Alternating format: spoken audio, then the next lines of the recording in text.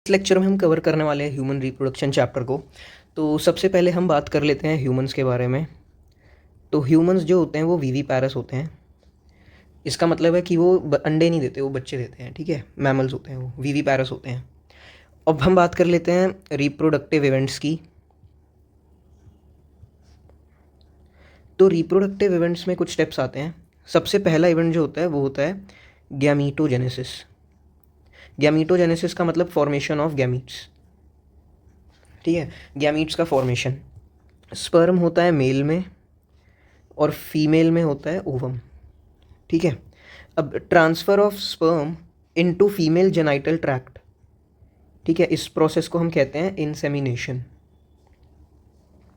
ठीक है, ये हो गया सेकेंड स्टेप, ये हो गया फर्स्ट स्टेप। अब थर्ड स्टेप होता है फर्टिलाइजेशन। फर्टिलाइजेशन में स्पर्म और ओवम जो होते हैं फ्यूज़ कर जाते हैं। ठीक है, फ्यूज़ विद ओवम। ठीक है, इसके बाद बनता है जाइगोट। ठीक है, ये हो गया थर्ड स्टेप। अब फोर्थ स्टेप में क्या होता है, जाइगोट फर्दर डेवलप करता है और वो बनाता है ब्लास्टोसिस्ट। अब ब्लास्टोसिस्ट बनने के बाद उसका होता है इम्प्लांटेशन यूटेरिन वॉल में, यूट्रस वॉल में। ठीक है, इस प्रोसेस को हम कहते हैं इम्प्लांटेशन। तो ये हमारा नेक्स्ट स्टेप हो जाएगा, फोर्थ स्टेप। फिर अगला जो स्टेप है वो है गेस्टेशन।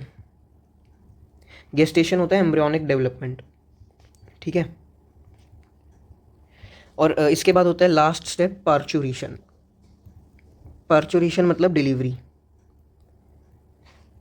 तो ये होते हैं सारे रिप्रोडक्टिव इवेंट्स। अब हम इन सबको डिटेल में जानेंगे।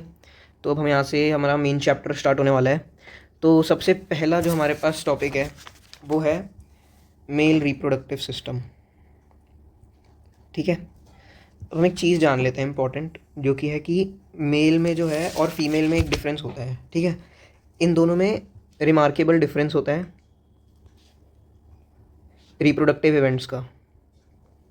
ठीक है, मेल के अंदर स्पर्म फॉर्मेशन जो है वो ओल्ड एज में भी बनता रहता है। ठीक है, ओल्ड एज में भी कंटिन्यू रहता है।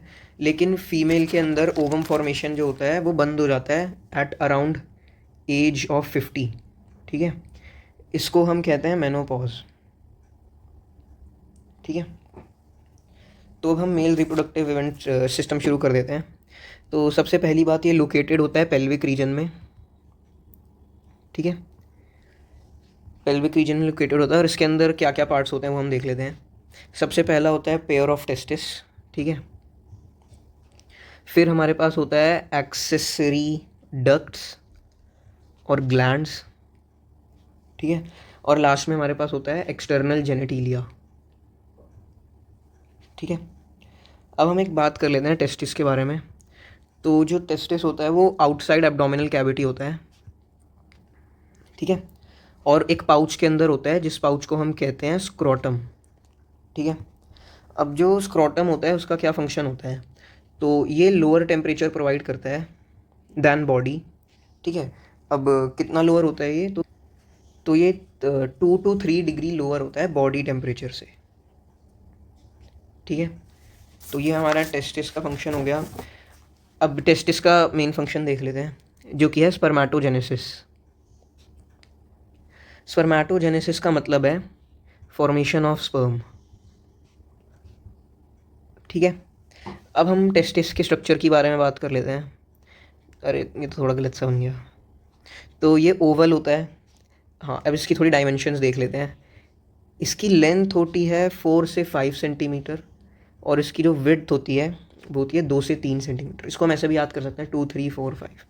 ठीक है, ये टेस्टिस जो होता है कवर होता है एक डेंस कवरिंग से। ठीक है, इस कवरिंग को हम कहते हैं ये अरे इस कवरिंग का कुछ नाम एनसीईआरटी में गिवन नहीं है, बस हमें याद रखना है कि डेंस कवरिंग होती है। ठीक है, डेंस। और each testis has around 250 compartments. ठीक है, हर टेस्टिस के पास 250 कंपार्टमेंट्स होते हैं। इनको हम कहते हैं टेस्टिकुलर लोब्यूल्स। ठीक है, और हर टेस्टिकुलर लोब्यूल्स के अंदर 1 से 3 हाईली कॉइल्ड स्ट्रक्चर होता है। इस हाईली कॉइल्ड स्ट्रक्चर को कहते हैं सेमिनिफेरस ट्यूब्यूल। ठीक है, हमें इनका नंबर याद रखना है जो कि होता है 1 से 3। ओके, ईच टेस्टिकुलर लोब्यूल में इन्हीं के अंदर हमारे स्पर्म्स फॉर्म होते हैं। ओके, अब हम सेमिनिफेरस ट्यूब्यूल्स की एक और चीज़ देख लेते हैं कि ये अंदर से 2 सेल्स से लाइंड होते हैं, ठीक है, 2 सेल्स, इसके अंदर 2 सेल्स की लाइनिंग प्रेजेंट होती है। जो फर्स्ट होता है उसे हम कहते हैं स्पर्मेटोगोनिया। स्पर्मेटोगोनिया को हम मेल जर्म सेल भी कहते हैं, जो कि स्पर्म बनाने में मदद करता है, ठीक है, स्पर्मेटोजेनेसिस में। और अगला है सर्टोली सेल्स। सर्टोली सेल्स का भी हम काम आगे देखते हैं, ठीक है। तो ये हमारा स्ट्रक्चर हो गया टेस्टिस का। तो अब हम बात कर लेते हैं कि मेल जर्म सेल यानी स्पर्मेटोगोनिया का क्या फंक्शन है। तो ये मियोसिस अंडरगो करती हैं, इनका मियोटिक डिवीजन होता है जिसके बाद हमें मिलते हैं स्पर्म्स, ठीक है, मियोसिस से बनते हैं स्पर्म्स, ओके, क्योंकि ये जर्म सेल है और इनका एन होता है, मतलब ये सेल हैप्लॉइड होते हैं, ठीक है, हाँ, ताकि एन और एन ओवम भी हैप्लॉइड होता है तो दोनों फर्टिलाइज होकर जाइगोट बनाते हैं जो कि 2n होता है। तो ये फंक्शन हो गया स्पर्मेटोगोनिया का। अब हम सर्टोली सेल्स के फंक्शन की बात कर लेते हैं। ये न्यूट्रिशन प्रोवाइड करते हैं स्पर्म्स को, provide nutrition to germ cell.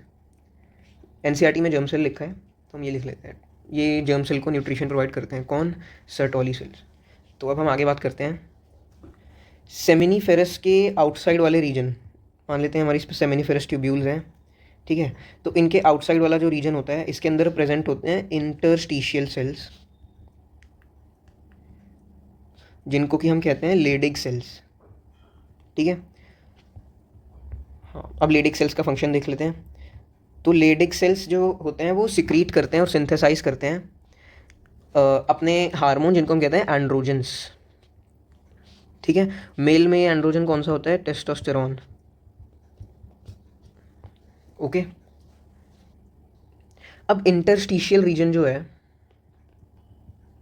Interstitial reason जो कि हमने वहाँ देखा था यहाँ पर, इसके अंदर और भी सेल्स प्रेजेंट होते हैं जिनको हम कहते हैं इम्यूनोलॉजिकली कॉम्पिटेंट सेल्स, ठीक है, ये भी इंपॉर्टेंट है। तो जो इंटरस्टिशियल रीजन था हमारा उसके अंदर एक तो लेडिग सेल प्रेजेंट थे और इम्यूनोलॉजिकली कॉम्पिटेंट सेल्स, ठीक है। अब हम नेक्स्ट पार्ट की बात कर लेते हैं जो कि है मेल एक्सेसरी डक्ट्स। तो मेजर यहाँ पे हमारे पास 4 डक्ट्स हैं, ठीक है, तो उनको हम लिख लेते हैं।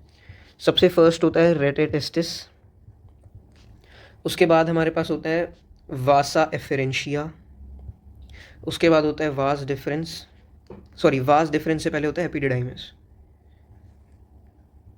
और उसके बाद होता है वास डिफरेंस। ये इनका ऑर्डर भी है कि सबसे पहले स्पर्म्स रेटेटेस्टिस में होते हैं, फिर वासा एफरेंशिया में जाते हैं, फिर एपिडिडाइमस और लास्ट में वास डिफरेंस। अभी स्पर्म का हम पाथवे आगे डिस्कस करेंगे, ठीक है। तो अब हम देख लेते हैं, जो हमारे पास सेमनीफेरस ट्यूब्यूल्स थी वो ओपन होती है 10 से 12 वासा एफरेंशिया में, ठीक है। अब ये किसके द्वारा ओपन होती है, थ्रू रेटेटेस्टिस। तो सबसे पहले सेमिनिफेरस ट्यूब्यूल्स में होती हैं, फिर रेटेटेस्टिस से जाती हैं वो वासा एफरेंशिया, जो कि होते हैं 10 से 12 इन नंबर, ओके। और फिर ये जो होते हैं वासा एफरेंशिया से टेस्टिस को लीव करते हैं, लीव्स टेस्टिस, और यहाँ से ये एंटर करते हैं एपिडिडाइमस में, ठीक है।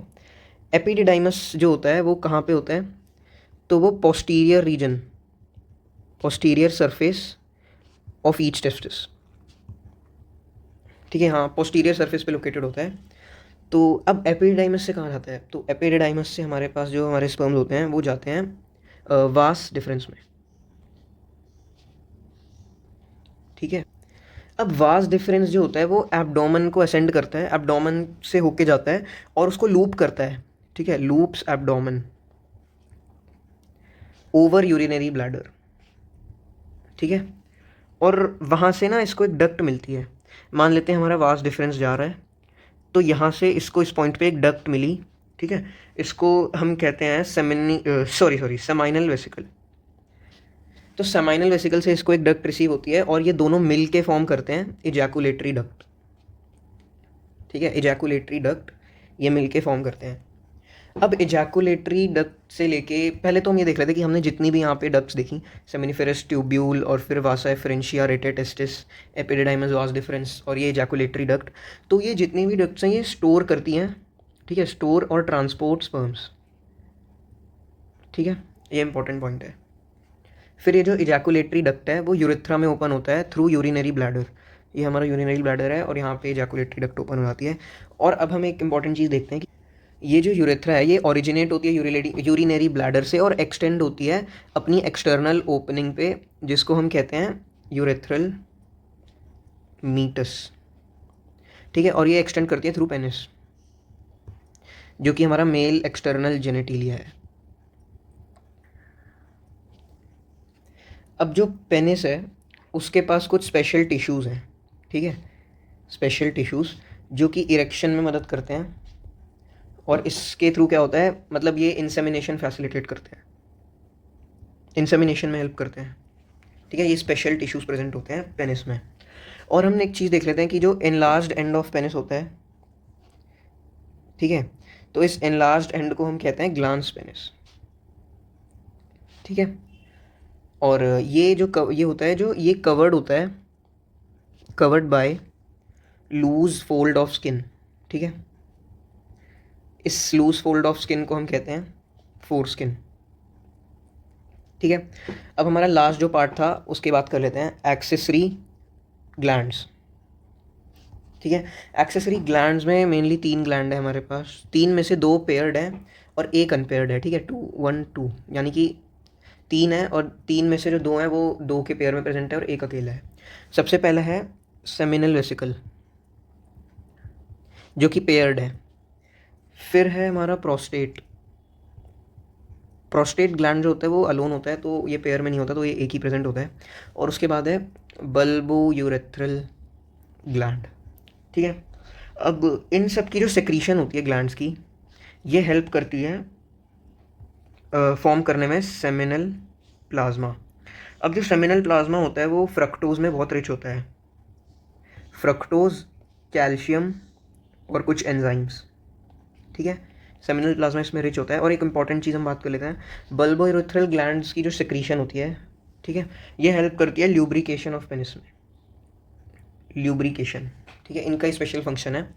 तो यहाँ पे हमारा मेल रिप्रोडक्टिव सिस्टम जो है वो ख़त्म हो जाता है। तो अगला हम शुरू करेंगे फीमेल रिप्रोडक्टिव सिस्टम, लेकिन उससे पहले हम इसका डायग्राम देख लेते हैं। तो अब हम एनसीईआरटी में जो डायग्राम गिवन है वो देख लेते हैं, और ये डायग्राम आपको अच्छे से याद करना होगा क्योंकि इसकी लेबलिंग पे सवाल आएगा, ठीक है। तो सबसे पहले जो स्पर्म्स होते हैं वो, एक सेकेंड, सॉरी, यहाँ से शुरू नहीं हो रहा है, यहाँ से शुरू हो रहा है, ठीक है। ये टेस्टिस है हमारे पास, ये स्क्रोटम है, ठीक है। तो यहाँ से जो है हमारे स्पर्म्स जाएंगे, जो कि वास डिफरेंस है। पहले वो रेटे टेस्टिस में जाते हैं, फिर रेटे टेस्टिस से वासा एफरेंशिया, फिर एपिडिडाइमस, ठीक है, और फिर जाते हैं वास डिफरेंस में। फिर वास डिफरेंस से जाते हैं और यहाँ पे सेमिनल वेसिकल से इनके पास डक्ट आती है और ये यहाँ पे एंटर हो जाते हैं, ठीक है, इजैकुलेटरी डक्ट फॉर्म करके, और यूरेथ्रा के थ्रू स्पर्म रिलीज़ कर देते हैं, ठीक है। और फिर ये यहाँ से पास होता होता जाता है और फिर एंड में ये रहा हमारा फोरस्किन, ये रहा ग्लांस पेनिस और ये पूरा स्ट्रक्चर पेनिस, ये प्रोस्टेट ग्लैंड, ठीक है। और ये वाली इजैकुलेटरी डक्ट है जो दोनों मिलके जा रही है, ठीक है। ये बल्बोयूरेथ्रल ग्लैंड्स है और ये सेमिनल वेसिकल है, ये जो बादल बादल सा स्ट्रक्चर है, ठीक है। तो अब हम नेक्स्ट डायग्राम की बात कर लेते हैं, क्योंकि अलग साइड से व्यू है इसका, ठीक है, फ्रंट व्यू। तो ये ग्लांस पेनिस है, फोरस्किन है, ये टेस्टिस है, ये यूरेथ्रा है, यहाँ पे यूरेथ्रल मीटस होता है, ठीक है। हाँ, यहाँ पे थोड़ा अच्छे से टेस्टिस को दिखा रखा है, तो अंदर के इसके रीजन दिखा रखे हैं। ये है टेस्टिकुलर लोब्यूल्स, यहाँ पे ये डॉट डॉट्स हैं, रेटे टेस्टिस। ये है वासा एफरेंशिया, इनका नंबर हमने देखा था 10 से 12।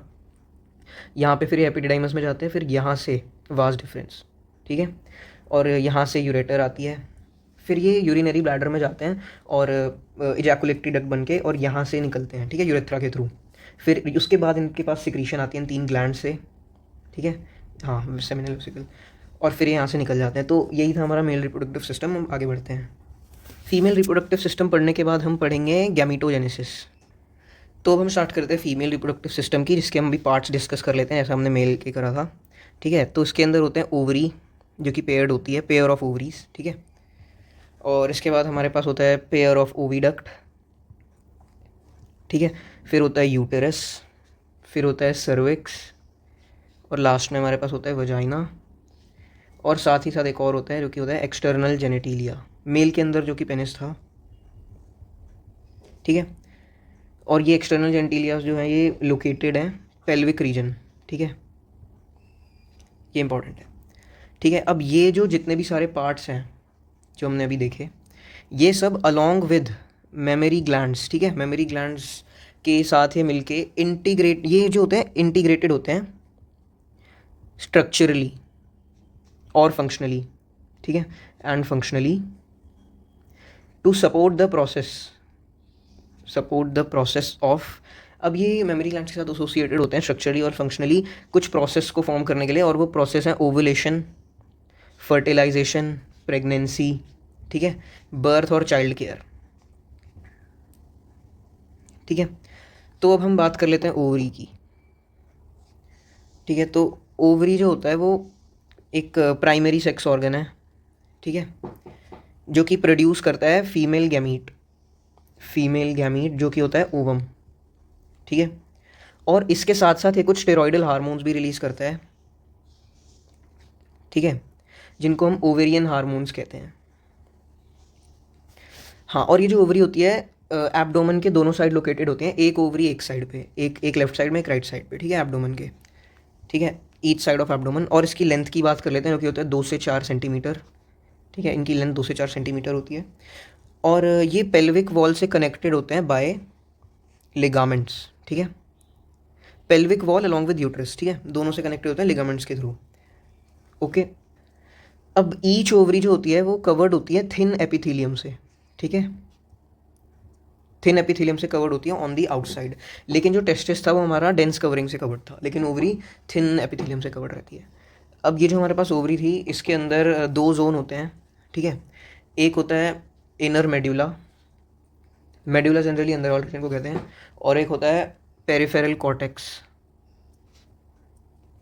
बाहर वाले रीजन को कहते हैं। अब एनसीईआरटी में एक फैक्ट दे रखा है कि जो ओविडक्ट्स होते हैं जिनको हम फैलोपियन ट्यूब भी कहते हैं, प्लस यूटेरस प्लस वजाइना, ये जो तीनों हैं ये मिलके कंस्टिट्यूट करते हैं एक्सेसरी डक्ट्स, ठीक है। अब ईच फैलोपियन ट्यूब जो है, फैलोपियन ट्यूब की बात कर लेते हैं, 10 से 12 सेंटीमीटर की इनकी लेंथ होती है, ये डेटा इंपॉर्टेंट है, ठीक है, 10 से 12 सेंटीमीटर की लेंथ होती है। और ये पेरीफेरी से निकलते हैं, हर ओवरी के पेरीफेरी से निकलते हैं और यूटेरस पे पहुंचते हैं, ठीक है, periphery of ovary to uterus. अब इसके कुछ रीजन्स की बात कर लेते हैं। इसके 3 रीजन होते हैं, ठीक है, ओविडक्ट लिख लेते हैं यहाँ पे, जिसको हम फैलोपियन ट्यूब भी कहते हैं।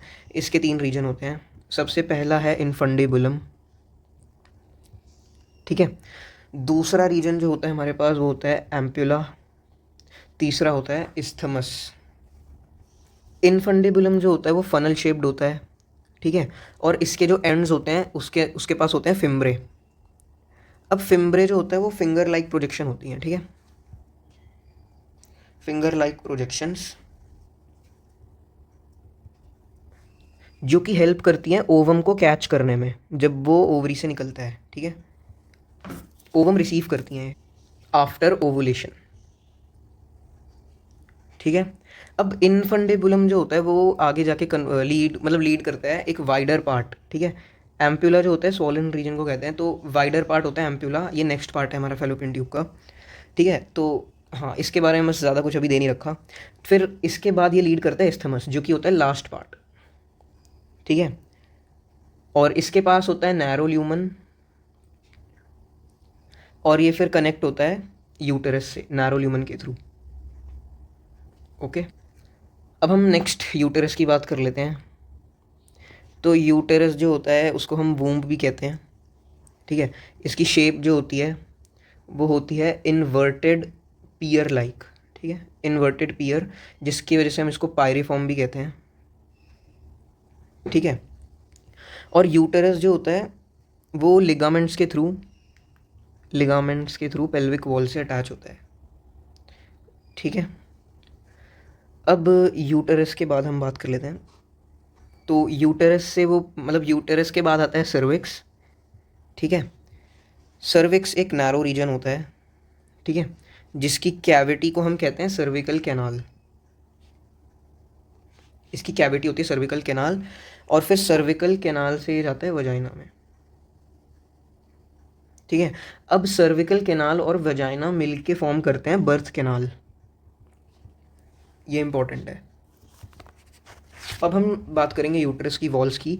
तो यूटरस 3 लेयर ऑफ टिश्यू से बना है, ठीक है। सबसे अंदर वाले को हम कहते हैं एंडोमेट्रियम, सबसे इनर लाइनिंग होती है ये, और ये ग्लैंडुलर लेयर होती है, ठीक है। फिर जो बीच वाली होती है वो होती है मिडल लेयर और थिक होती है, ठीक है, और ये स्मूथ मसल्स की बनी होती है। Middle thick layer made of smooth muscles, जिसको हम कहते हैं मायोमेट्रियम, ठीक है। और फिर सबसे एक्सटर्नल वाली जो होती है थिन मेम्ब्रेनस होती है, और उसको हम कहते हैं पेरीमेट्रियम, जो कि ये हमने ब्लू कलर से यहाँ बना रखी है। और ये रेड वाली जो है ये है मायोमेट्रियम, और ये सबसे अंदर वाली है एंडोमेट्रियम।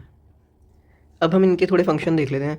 तो जो मायोमेट्रियम होती है, जो मिडल वाली और थिक मस्कुलर लेयर होती है, उसका फंक्शन होता है कॉन्ट्रैक्शन, ठीक है, strong contraction during child birth,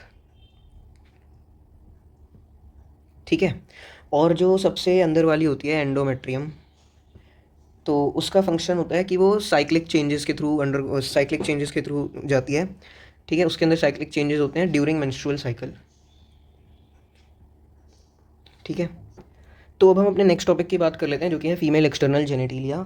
तो फीमेल एक्सटर्नल जेनेटिलिया में हमारे पास 5 चीज़ें होती हैं, 3, 4 और 5, ठीक है। तो सबसे पहला होता है मॉन्स प्यूबिस, इसको नीचे लिख लेते हैं। तो हम सबको जल्दी जल्दी डिस्कस कर लेते हैं, क्योंकि ये छोटा सा टॉपिक है। मॉन्स प्यूबिस होता है क्वेश्चन ऑफ फैटी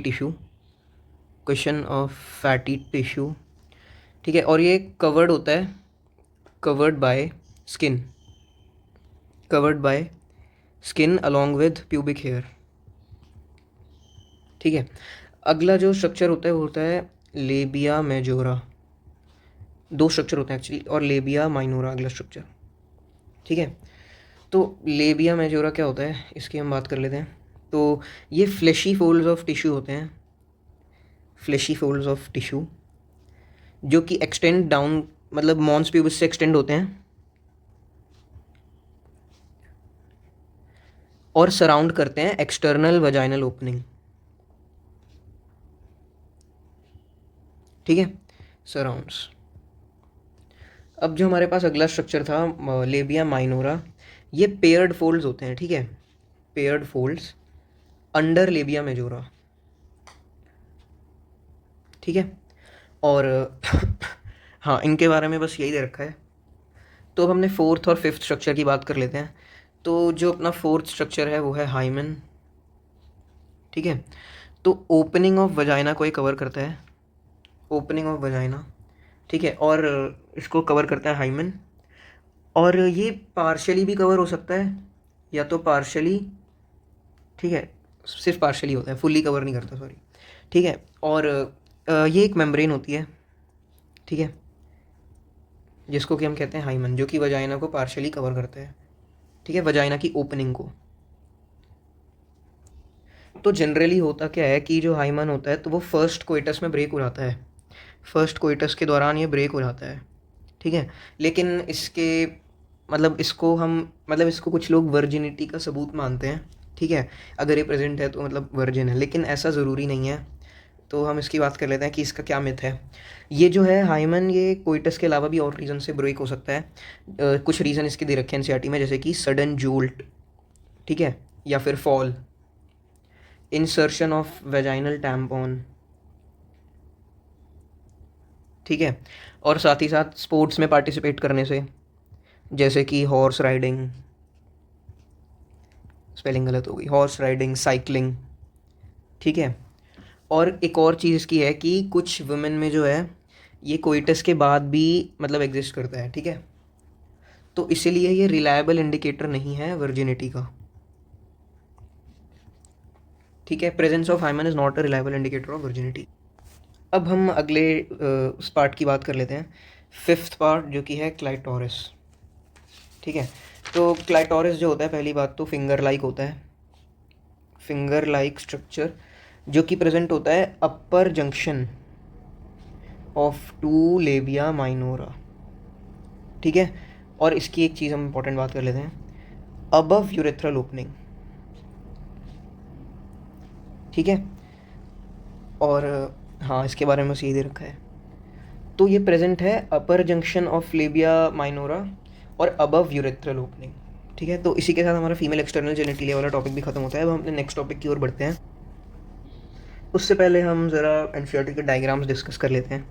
तो ये है sectional view of seminiferous tubule, और इनके बीच में प्रेजेंट होते हैं इंटरस्टिशियल सेल्स जो कि हमने देखा था, और स्पर्मेटोगोनिया भी प्रेजेंट होते हैं। स्पर्मेटोगोनिया के साथ साथ एक और सेल होते हैं सर्टोली सेल्स, ठीक है, जो कि यहाँ पे डायग्राम में दे रखे हैं, और ये स्पर्मेटोजोआ भाग रहे हैं यहाँ पे, ठीक है। तो ये रहा फीमेल रिप्रोडक्टिव सिस्टम का डायग्राम, ठीक है। तो यहाँ पे ये है यूटेरस, ये वाला रीजन, ये है यूरिनरी ब्लैडर, ये है यूरेथ्रा, क्लाइटोरिस यहाँ पे होता है, ठीक है, फिंगर लाइक है ना ये, तो ये यूरेथ्रा है, और ये प्यूबिक सिम्फाइसिस, ये पीछे का क्वेश्चन ज़रूरी नहीं है, और ये है वजाइना, इन सब की लेबलिंग का क्वेश्चन आ सकता है। ये एनस है, और ये वजाइनल ऑरिफिस है, वजाइनल ऑरिफिस जो कि ओपनिंग को बोलते हैं वजाइना की, और ये बाहर वाला है लेबिया मेजोरा, और इसके अंदर जो पेयर्ड फोल्ड्स होते हैं उनको हम कहते हैं लेबिया माइनोरा, और ये रहा यूरेथ्रा, ठीक है, ये यूरिनरी ब्लैडर। तो ये हो गया फीमेल रिप्रोडक्टिव सिस्टम। और फिर से इसका डायग्राम देख लेते हैं यूट्रस का वगैरह का। तो यहाँ पे ओवरी लोकेटेड है जो कि लिगामेंट्स के थ्रू कनेक्टेड है, ये हमारा नैरो सर्विक्स, ठीक है, और ये सर्विकल कैनाल, और ये मिल के बर्थ कैनाल बनाते हैं वजाइना के साथ, ये है वजाइना, ये ओवरी, और यहाँ पे इनफंडेबुलम, ये एम्प्यूला, ये इस्थमस, ठीक है, और ये यूट्रीन फंडस इसका नाम है इस वॉल का, ये अंदर की यूट्रीन कैविटी, बाहर की जो मेम्ब्रेन है इसको एंडोमेट्रियम, सबसे बाहर वाली पेरीमीट्रियम, और बीच वाली थिक मस्कुलर मायोमेट्रियम, और ये है फिम्ब्रे जो कि कलेक्ट करते हैं ओवम को आफ्टर ओव्यूलेशन। तो अब हम नेक्स्ट टॉपिक की बात कर लेते हैं जो कि है मेमोरी ग्लैंड्स, ठीक है। तो जो फंक्शनल मेमोरी ग्लैंड है, फंक्शनल मेमोरी ग्लैंड वो है एक characteristic of all female mammal, ठीक है, ऑल फीमेल मैमल्स। इसका मतलब यह है कि ये प्रेजेंट तो मेल मैमल्स में भी होता है, लेकिन उसमें ये इनएक्टिव होते हैं, ठीक है, नॉन फंक्शनल होता है। तो पेयर्ड स्ट्रक्चर होता है एक जिसको हम कहते हैं ब्रेस्ट्स, ठीक है। तो इसके अंदर होता है मेमोरी ग्लैंड्स ही एक्चुअली पेयर स्ट्रक्चर है ब्रेस्ट, ठीक है, इन्हीं को मेमोरी ग्लैंड बोलते हैं। तो इसके अंदर प्रेजेंट होता है दो चीज़ें, पहला है ग्लैंडुलर टिश्यू और दूसरा है फैट्स, ठीक है। इनका अमाउंट जो है वेरिएबल हो सकता है, ठीक है। तो ईच ब्रेस्ट जो है, ठीक है, वो डिवाइडेड होता है 15 से 20 मेमोरी लोब्स में, ठीक है। ये नंबर ध्यान रखना इंपॉर्टेंट है, 15 से 20 मेमोरी लोब्स ईच ब्रेस्ट। इसका मतलब दोनों मिला के कितने हो गए हमारे पास, मैक्सिमम तो 40 हो गए, और या तो 30 to 40 लिख लेते हैं। तो अब हम बात कर लेते हैं मेमोरी लोब्स की, ठीक है।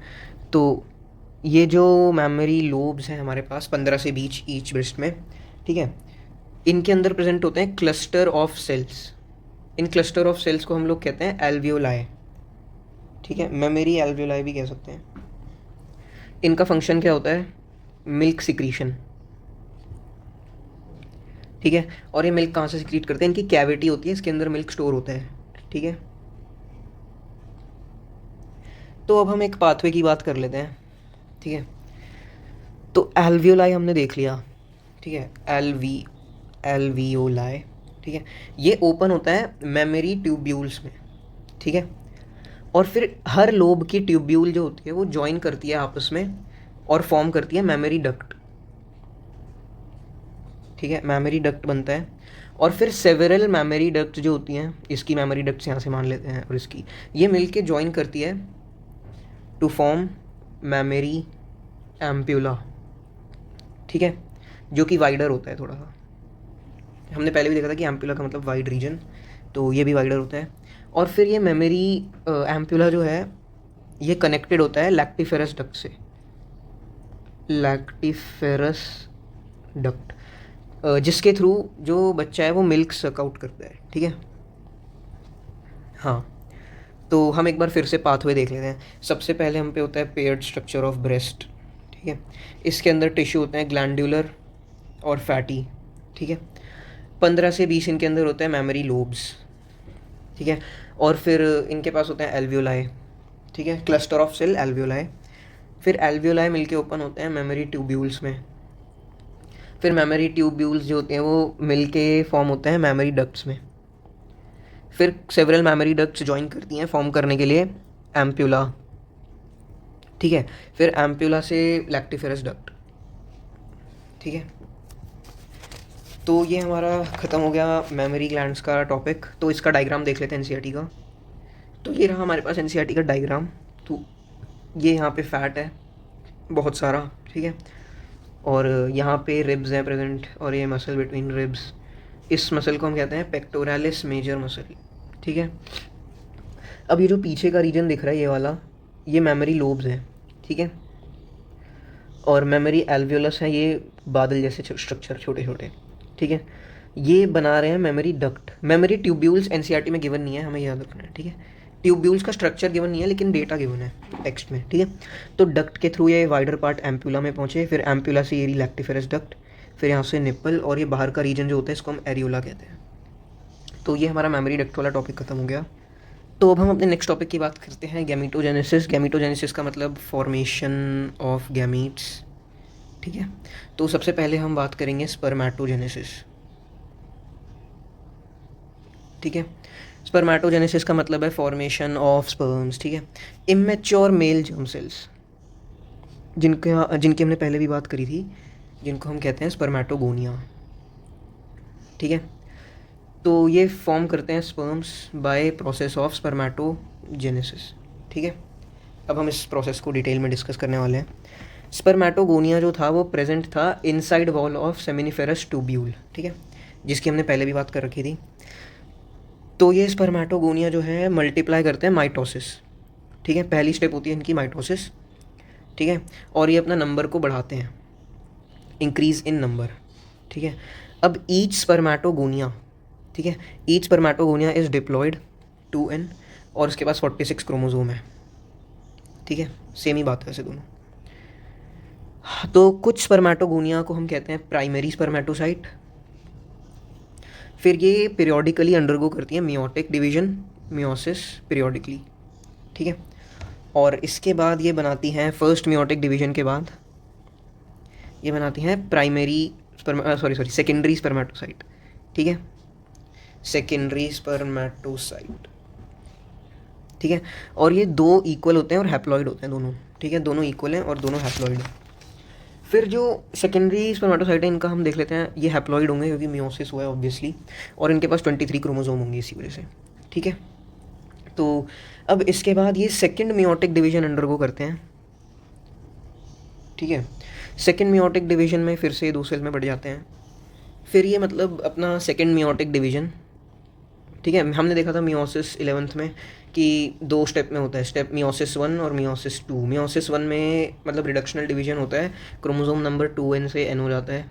सेकेंड मियोसिस जो होता है माइटोसिस की तरह होता है, ठीक है। तो इसके अंदर ये जो हमारे 2 सेकेंडरी स्पर्मेटोसाइट बने हैं मिलके बना लेंगे 4 सेल, ये चारों फिर से n n n n होंगे, और इनको हम कहते हैं स्पर्मेटिड्स, ठीक है। अब स्पर्मेटिड्स जो हमारे पास बने हैं, 4 स्पर्मेटिड बने हैं, ठीक है, ये चारों बनाएंगे स्पर्म्स, ठीक है। तो 4 स्पर्म्स बन गए हमारे पास। स्पर्मेटिड्स के पास टेल प्रेजेंट नहीं थी लेकिन स्पर्म्स के पास टेल प्रेजेंट है, और ये है मोटाइल टेल के ही कारण, ठीक है। हाँ, अब हम बात कर लेते हैं फेजेस की। तो थोड़ा सा पहले इस डायग्राम को अच्छे से बना लेते हैं।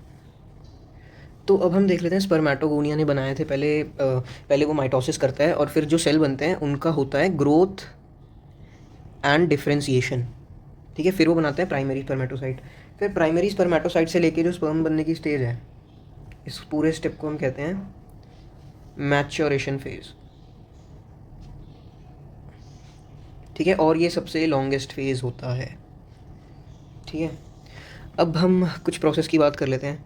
जो हमारे पास स्पर्मेटिड फॉर्म हुआ था, जब वो स्पर्म बनता है उसका ट्रांसफॉर्मेशन होता है, ठीक है। इस स्टेप को हम कहते हैं स्पर्मियोजेनेसिस, ठीक है, स्पर्मियोजेनेसिस कहते हैं स्टेप को। और आफ्टर स्पर्मियोजेनेसिस जो स्पर्म्स है वो सर्टोली सेल्स के अंदर अपना हेड एम्बेड कर लेते हैं, ठीक है। ये सर्टोली सेल और ये स्पर्म, ठीक है। और फाइनली क्या होता है कि ये रिलीज हो जाते हैं सेमिनिफेरस ट्यूब्यूल से बाय प्रोसेस कॉल्ड, जो स्पर्म्स होते हैं वो रिलीज होते हैं सेमिनिफेरस ट्यूब्यूल से, और इस प्रोसेस को हम स्पर्मिएशन कहते हैं, ठीक है। ये भी इंपॉर्टेंट है, ये दोनों स्टेप्स के नाम, ठीक है। अब हम हार्मोनल कंट्रोल वगैरह की बात कर लेते हैं, कैसे होता है। स्पर्मेटोजेनेसिस लिख लेते हैं, ठीक है। प्यूबर्टी के टाइम पे ये स्टार्ट होता है, स्टार्ट एट प्यूबर्टी, ठीक है, due to significant release of GnRH, ठीक है। GnRH का मतलब है गोनाडोट्रोफिन रिलीजिंग हार्मोन। जो कि एक हाइपोथैलेमिक हार्मोन होगा। अगर आपने 11th अच्छे से पढ़ी आपको पता होगा हाइपोथैलेमिक हार्मोन, ठीक है। तो GnRH रिलीजिंग फैक्टर है गोनाडोट्रोफिन का। तो अब ये क्या होगा कि इंक्रीज, इसका लेवल जो होगा वो इंक्रीज़ होगा, जिसके कारण ये दो हार्मोन रिलीज़ करवा देगा फ्रॉम एंटीरियर पिट्यूटरी, ठीक है, एंटीरियर पिट्यूटरी से। ये दो हार्मोन कौन से होंगे? ये होगा LH और दूसरा होगा FSH। LH में L है, FSH में F है। LH की पहली बात तो फुल फॉर्म होती है ल्यूटेनाइजिंग हार्मोन, ये पता ही होगा तो इसलिए मैं ज़्यादा डिटेल में नहीं बता रहा हूँ। और इसकी होती है फॉलिकल स्टिमुलेटिंग हार्मोन, ठीक है। तो L में L आ रहा है तो ये एक्ट करेगा लीडिंग सेल पे। FSH में F आ रहा है तो सॉरी FSH में S आ रहा है तो ये एक्ट करेगा सर्टोली सेल में, ठीक है। मैंने ऐसे याद किया था तो मैं आपको ऐसे बता रहा हूँ। LH जो है लीडिंग सेल पे एक्ट करेगा और वो स्टिमुलेट कराएगा secretion and synthesis of androgens, ठीक है, एंड्रोजेंस। अब जो एंड्रोजेंस ये सिक्रीट कराएगा यही स्टिमुलेट करते हैं स्पर्मेटोजेनेसिस, ठीक है। FSH की बात कर लेते हैं जो कि सर्टोली सेल्स पे एक्ट करेगा, ठीक है, और ये स्टिमुलेट कराएगा सिक्रीशन ऑफ अ फैक्टर, ठीक है। NCERT में लिखा है ये कुछ फैक्टर से रिलीज़ करवाएगा जो कि helps in process of spermiogenesis. Spermiogenesis में हेल्प करेंगे। स्पर्मियोजेनेसिस हमने देखा था स्पर्मेटिड का कन्वर्ट होना स्पर्म में, तो इस प्रोसेस में ये मदद करेगा रिलीजिंग फैक्टर, जो कि ये फैक्टर है, तो ये हेल्प करेगा स्पर्मियोजेनेसिस में। तो इसी के साथ हमारा स्पर्मियोजेनेसिस आता है। अब हम स्ट्रक्चर ऑफ स्पर्म एक बार देख लेते हैं। तो एक सेकेंड, तो स्पर्म का मैंने यहाँ पे स्ट्रक्चर बना लिया है, ठीक है, और यहाँ पे न्यूक्लियस। तो स्पर्म जो है एक माइक्रोस्कोपिक स्ट्रक्चर है पहली बात तो, ठीक है, और इसके पास चार चीज़ें प्रेजेंट होती है। पहला है हेड, दूसरा है नेक, तीसरा है मिडल पीस और चौथा है एक फ्लैजिलेटेड टेल। ये वाला जो पोर्शन है पूरा यहाँ तक ये होता है हेड, ये छोटा सा पोर्शन होता है नेक, ये है मिडल पीस और ये पूरा पोर्शन है टेल, ठीक है। तो हम बात कर लेते हैं कि हेड में क्या होता है, सब के बारे में धीरे धीरे बात कर लेते हैं। तो सबसे पहले हम बात कर लेते हैं, एक प्लाज्मा मेम्ब्रेन पूरे स्पर्म को कवर करती है, ठीक है। स्पर्म की पूरी बॉडी को एक प्लाज्मा मेम्ब्रेन कवर करती है। हेड के पास एक इलोंगेटेड न्यूक्लियस होता है, ये है इलोंगेटेड न्यूक्लियस, ठीक है। और हेड के पास एक ट्रायंगुलर सा स्ट्रक्चर भी होता है, एंटीरियर पोर्शन ऑफ न्यूक्लियस पे लोकेटेड होता है, ठीक है, कैप लाइक स्ट्रक्चर जिसको हम कहते हैं एक्रोजोम। तो एक्रोजोम जो होता है उसके पास कुछ एंजाइम होते हैं जो कि फर्टिलाइजेशन ऑफ ओवम में हेल्प करते हैं, ठीक है। अब मिडल पीस को देख लेते हैं। तो मिडल पीस के अंदर होते हैं कुछ स्पाइरली अरेंज्ड माइटोकॉन्ड्रियाज, ठीक है। ये स्पाइरली अरेंज्ड माइटोकॉन्ड्रियाज को हम कहते हैं नेबेनकर्न, ठीक है। अब ये हेल्प करते हैं, एनर्जी प्रोड्यूस करते हैं पहली बात तो, ठीक है, एनर्जी प्रोड्यूस करते हैं जिसके कारण, ठीक है, टेल मूव कर पाती है और स्पर्म मोटाइल बनता है और ये एसेंशियल है फॉर फर्टिलाइजेशन,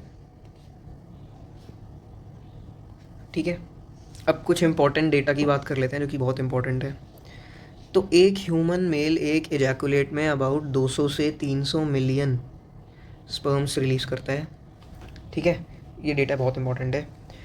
और जिसके अंदर 60% जो स्पर्म्स है फॉर नॉर्मल फर्टिलिटी की हम बात करें, नॉर्मल फर्टिलिटी के लिए 60% स्पर्म्स के पास नॉर्मल शेप एंड साइज होना चाहिए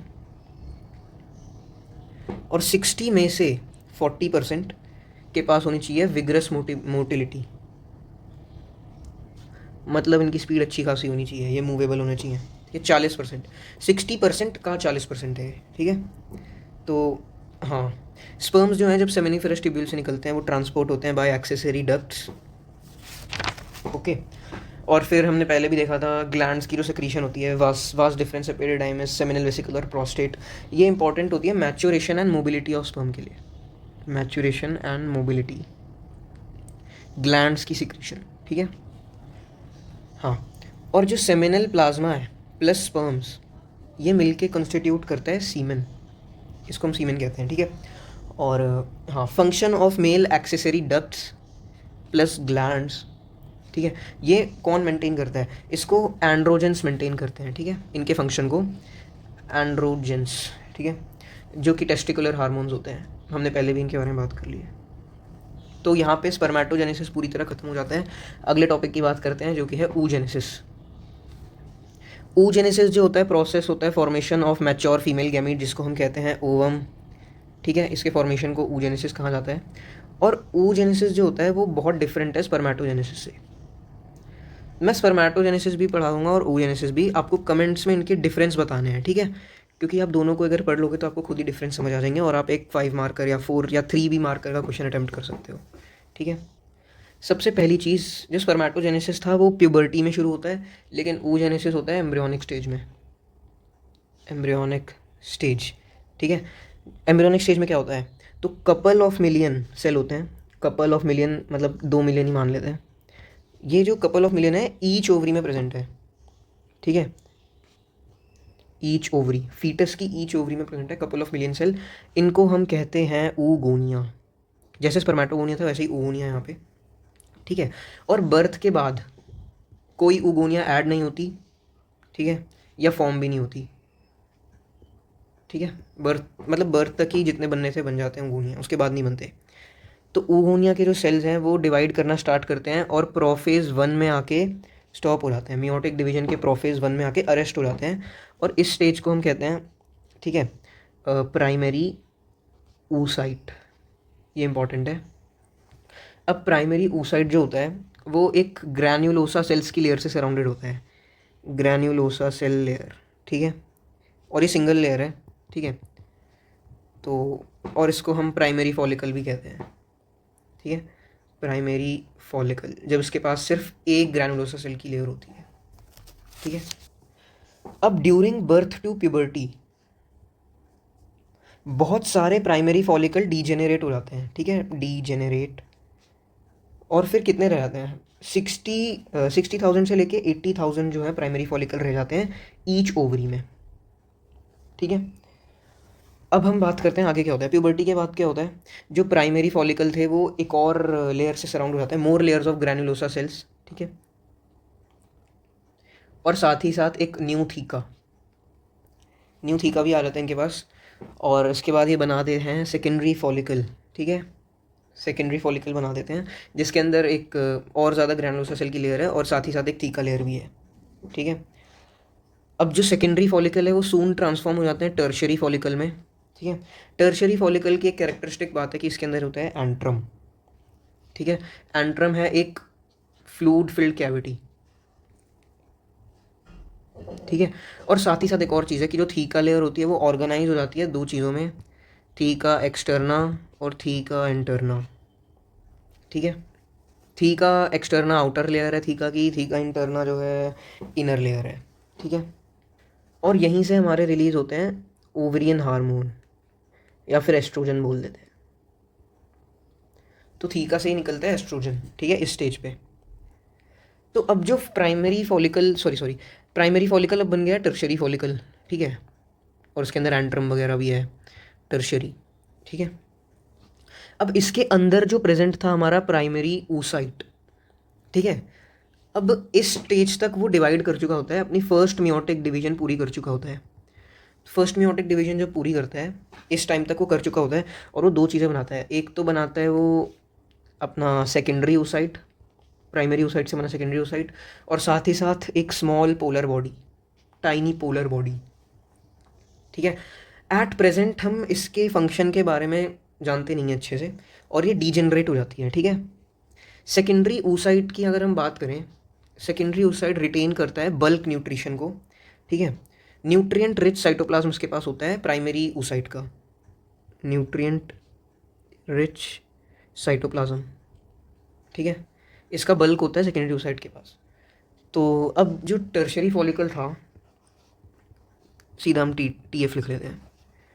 अब वो फर्दर चेंज हो जाता है मैच्योर फॉलिकल, ठीक है, मैच्योर फॉलिकल, जिसको कि हम कहते हैं ग्राफियन फॉलिकल। ये इंपॉर्टेंट है। और जो सेकेंडरी oocyte हमारे पास बना था मियोटिक डिवीजन से, वो एक नई मेम्ब्रेन बना लेता है, ठीक है, उसके सराउंडिंग में एक नई मेम्ब्रेन बनाते हैं जिसको हम कहते हैं जोना पेल्यूसिडा। ठीक है, अब जब ओवम का रिलीज होता है सेकेंडरी oocyte का और ग्राफियन फॉलिकल का ब्रेक होता है, हम बाद में देखेंगे कि वो LH के द्वारा होता है, ठीक है, मेंस्ट्रुअल साइकिल में। तो जब ये ब्रेक होता है उसके बाद हमारा सेकेंडरी oocyte रिलीज हो जाता है जिसको कि हम कहते हैं ओवम। ठीक है, सेकेंडरी oocyte को ही हम ओवम कहते हैं। और ये जिस प्रोसेस से रिलीज़ होता है इस प्रोसेस को हम कहते हैं ओव्यूलेशन। ठीक है, तो यहाँ पे हमारा गैमेटोजेनेसिस वगैरह का सारा प्रोसेस खत्म हो गया है। फर्स्ट पार्ट चैप्टर का हमारा फिनिश हो गया है। नेक्स्ट लेक्चर में हम आगे का पढ़ेंगे जो कि है मेंस्ट्रुअल साइकिल और पार्चुरेशन, फर्टिलाइजेशन और चाइल्ड केयर। तो अभी इस लेक्चर को ही ख़त्म करते हैं। Thank you.